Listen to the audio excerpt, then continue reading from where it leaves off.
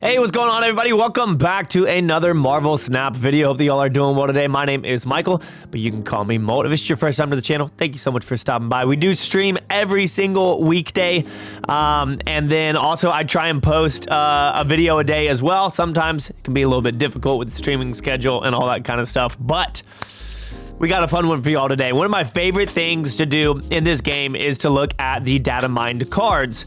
The only thing you have to do when looking at data mined cards is knowing that they aren't for sure. It's fun to dream and think that these are going to be in the game exactly as they are.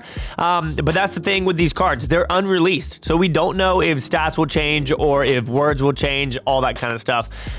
Also, if you're somebody who doesn't like leaks and you don't like spoilers, or whatever, then this video isn't necessarily for you. But today we're going to be going over 6 new cards that have been data mined that we haven't talked about yet, and I'm pretty stoked about it. Let's get into it. All right, so the first one is a character that I would say is extremely anticipated, and that is Loki.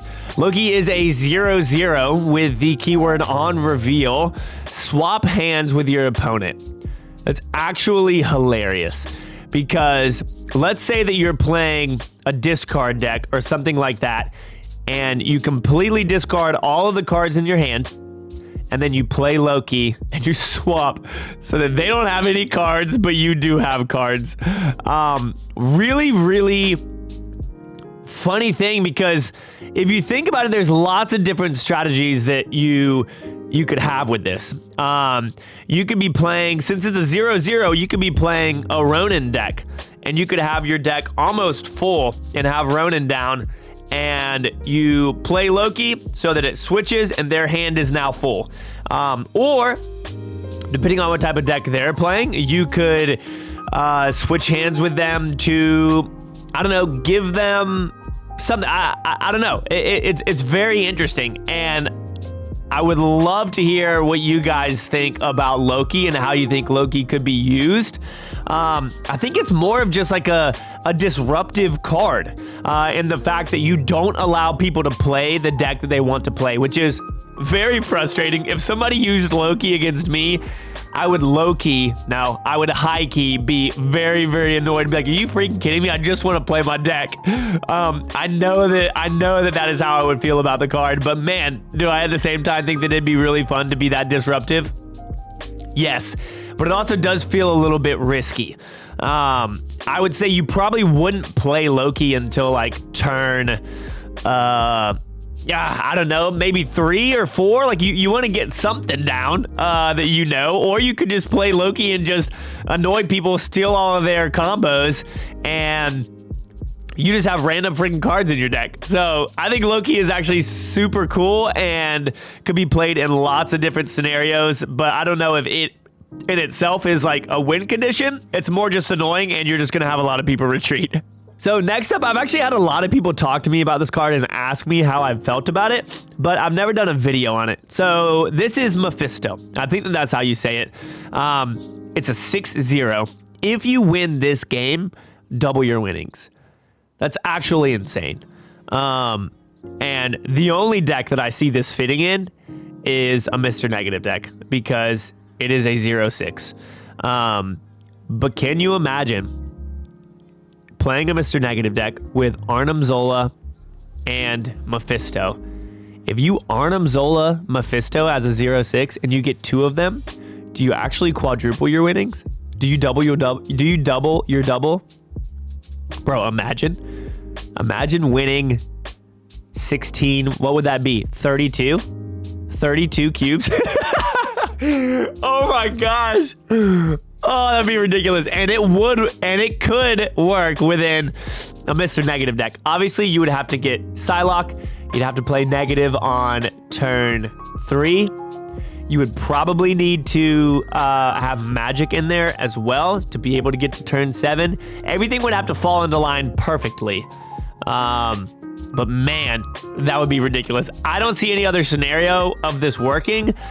Maybe in a control deck where you've played Storm and you have Professor X down. Maybe you Psylocked Professor X and you're straight up winning the location. And then you have like Sunspot and Storm on another location. and then turn 5 you play Captain Marvel, and then you play Mephisto, and Captain Marvel goes over to the storm location and you win. That's another scenario I can think of. You guys comment down below other scenarios you think that Mephisto might work. Seems kind of like a risky card if you ask me, but I don't know. It could be kind of crazy. All right, next we have got Master Mold. This is a very interesting card to me. So on reveal, add 3 Sentinel to your opponent's hand. Now, I see this fitting in lots of different decks. I see this fitting mainly in a Ronin deck. So you play this, and then you play Ronin, and then final turn, you play Maximus and whatever the other guy's name is that makes something cost 6. Otherwise, I mean, it is a very disruptive card, especially for a 3/3.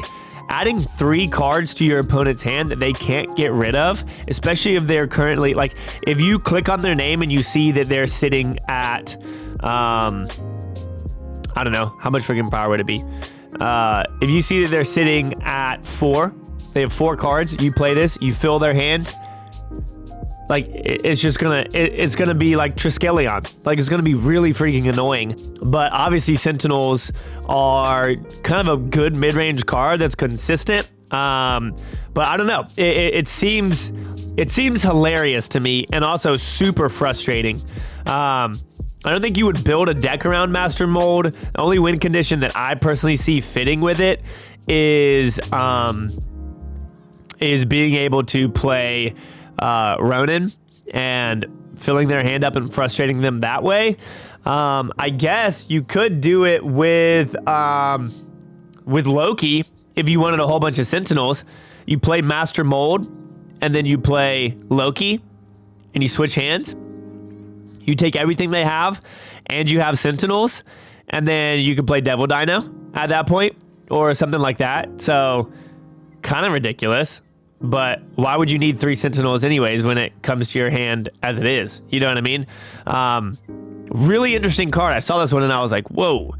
I don't necessarily understand how this would work. But again, comment down below, y'all. All of our minds think differently.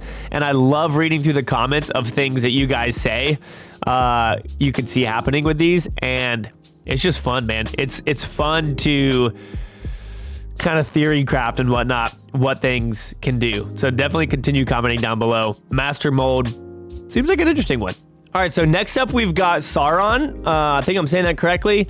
On reveal, move the abilities from all ongoing cards in your deck and hand. I think this is pretty cool, and it seems to have an effect on a lot of different cards. It's easy for me to forget these, so I have my phone pulled up with the list of all ongoing cards.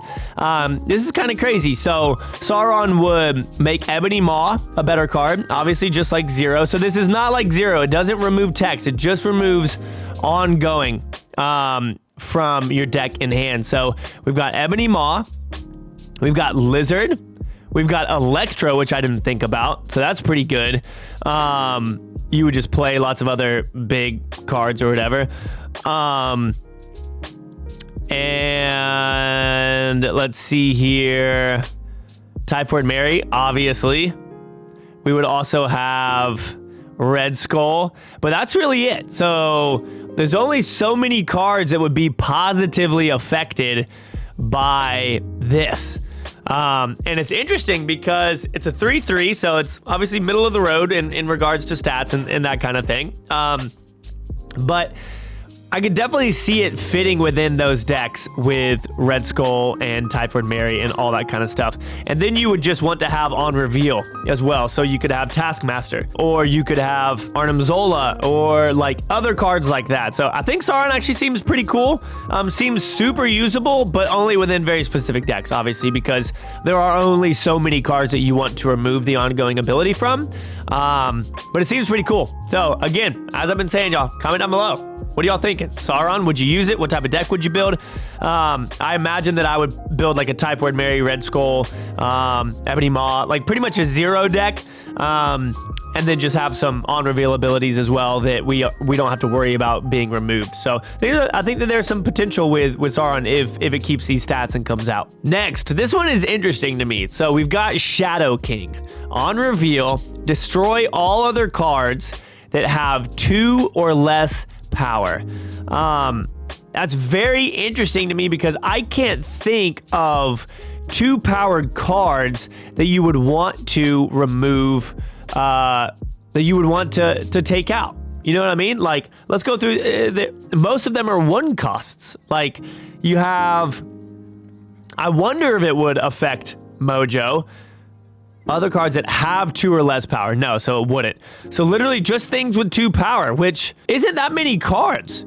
So it's an interesting one to me to think about what you would want to take out, because you don't have, I mean, it could take out Mr. Fantastic. It could take out, well, it couldn't take out Kraven. It could take out Lockjaw, but I don't know. For being a 6/4, I'm trying to think of where Shadow King would be used. You know, like what type of deck would somebody put Shadow King in to where they're willing to make their final turn removing cards with 2 or less power?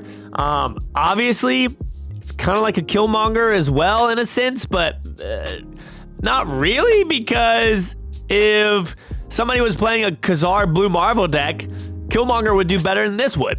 So it's an interesting one. I right off the top of my head, I can't think of the design where it would be used. So you guys let me know where you think spending your final turn and only adding 4 power would be worth it, because I'm kind of at a loss for this one, and it doesn't seem too good right now, but I could be missing something. And then lastly, I would say probably the craziest of these cards. It says 0/0 right now. I think that's because they just haven't crafted what it would cost. Because you can see its name, Gore. That doesn't seem like the text that they would use. So I imagine that this would be a 6-cost card. With 0 power, if I'm honest. On reveal, destroy all 6-cost cards wherever they are. Huh. What if they're in your opponent's deck or hand? Wherever they are. I think that this might destroy ones in deck and hand, so it probably wouldn't be a 6-cost card. Oh, man. I mean, that just seems like a crazy tech card. Like, its whole goal is just to be like, oh, that's cute. That's cute. You're playing all these. You're playing America Chavez. You're playing She-Hulk. You're playing Magneto. You're playing all of these in one deck. You got Leader Magneto. Nah, sorry. I have Gore, and it's gone. That's ridiculous.